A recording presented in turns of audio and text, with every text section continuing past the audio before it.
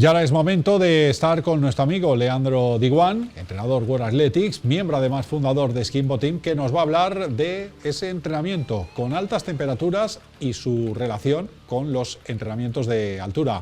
Leandro, ¿qué tal? Muy buenas y bienvenido. Buenas, Juanma, ¿cómo va? Gracias como siempre por invitarme y permitirme hablar de estos temas.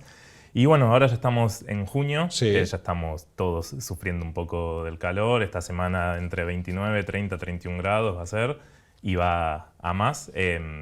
Lo que quiero un poco es contar, primero quiero desterrar un mito que ahora me está sucediendo, gente que corre hace menos de un año y me dice, ¿qué hacemos en verano? ¿Se corre en verano? ¿Paramos, ¿Descansamos? no? Exacto. Y yo les digo, si querés correr bien las carreras que hay en septiembre, en octubre, hasta enero, en verano hay que entrenar. Sí o sí hay que entrenar. Si querés correr bien, si no, evidentemente ya veremos qué hacemos. Entonces, en verano, sí, hay que entrenar. Lo que quiero contar un poco hoy es los beneficios que tiene correr en verano y un poco la relación con la altura.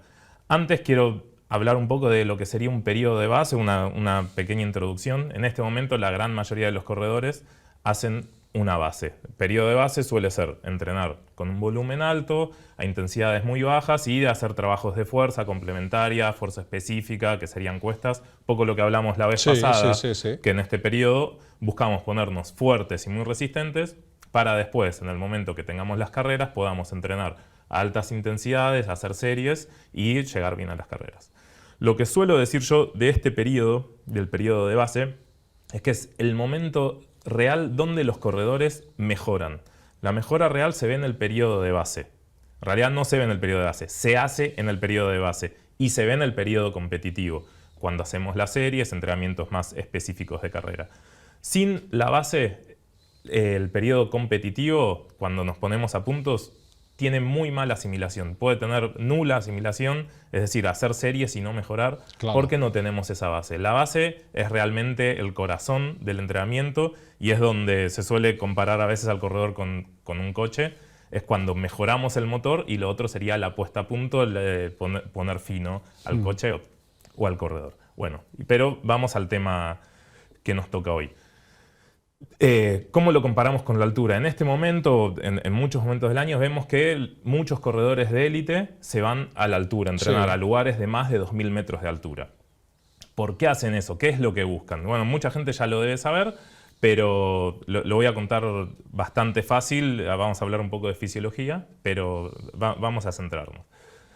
Van y entrenan en un lugar donde el aire es menos denso y al inspirar tenemos menos capacidad de ingresar oxígeno. Entonces, ¿qué sucede con el cuerpo? Como el organismo necesita oxígeno en nuestro deporte, que es un deporte aeróbico, necesitamos siempre una gran cantidad de oxígeno, lo que sucede es que ingresa menos. El cuerpo, pasando los días, pasando los entrenamientos, se va adaptando a eso y lo que hace, yo suelo decir que el entrenamiento es un mecanismo de defensa del cuerpo. La adaptación al entrenamiento es un mecanismo de defensa. Ante un ataque externo o interno, en este caso es un ataque externo, que sería que nos genere una hipoxia, una poca capacidad de obtener oxígeno, el cuerpo se adapta mediante este mecanismo de defensa y genera más glóbulos rojos, lo que se llama el reclutamiento de glóbulos rojos. No sucede enseguida, tienen que pasar por lo menos más de 2 semanas, 3, 4 semanas, para que realmente ese entrenamiento en altura funcione. Se pueden quedar evidentemente más tiempo, pero ahí ya depende de cada caso. Entonces, tienen muchos glóbulos rojos, evidentemente pueden procesar mejor el oxígeno y cuando un atleta que entrenó a altura baja al llano, le quedan esos glóbulos rojos y más allá de sentirse mucho mejor, su nivel como corredor aumenta y aumenta bastante.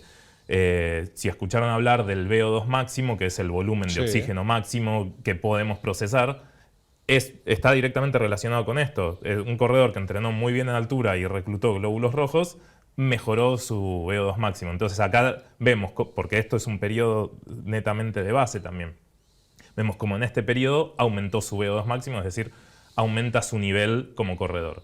¿Y cómo hacemos la comparación con el calor? El calor evidentemente también es un ataque externo, es decir, cuando corremos con calor, corremos evidentemente peor, nuestro rendimiento Claro. baja. Hacemos un mismo esfuerzo que con buenas temperaturas, como decía Ramón, 10 grados, 15 grados, es una linda temperatura para correr, con 30 grados, a mismo esfuerzo vamos a correr más lento, segurísimo. Entonces, ¿qué sucede? Acá no tenemos hipoxia, es decir, no sucede lo mismo que la altura con el oxígeno, pero sí podemos empezar a tener grados de deshidratación. ¿Por qué sucede esto? Porque el cuerpo tiene que regular la temperatura interna para que no colapse el organismo de tanta temperatura. Ahí empezamos a sudar, a perder líquido y comienzan pequeños grados de deshidratación. Lo que hace el organismo como mecanismo de defensa es aumentar el plasma sanguíneo, es decir, que la sangre comience a ser un poco más líquida. Eso hace que el corazón, al bombear sangre, fluya mucho mejor, fluye mucho más rápido. Entonces, el gasto que tiene el corazón, el costo energético, es mucho menor. Entonces, pasando el tiempo de los entrenamientos en calor, cuando se va adaptando, baja la frecuencia cardíaca, es decir, gastamos menos energía haciendo un mismo entrenamiento.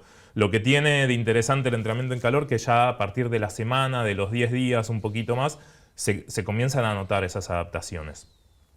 Si pasan más de 3 semanas, más de un mes, y hasta 2 meses entrenando así, además de esto que sucede con el plasma, también comienza a haber un reclutamiento de glóbulos rojos. Entonces ahí ya es muy similar o casi igual que el entrenamiento en altura.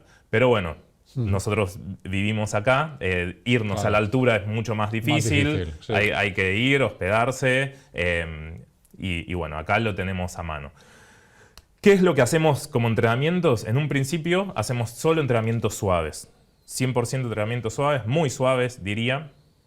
Y mi recomendación es no prestarle tanta atención al ritmo de carrera ni a la frecuencia cardíaca, sino a la percepción subjetiva, es decir, a cómo nos sentimos. Además de eso, siempre digo, con este tipo de entrenamientos que ya son bastante extremos, no es un entrenamiento para cualquiera, ahí siempre recomiendo que entrenen con un entrenador.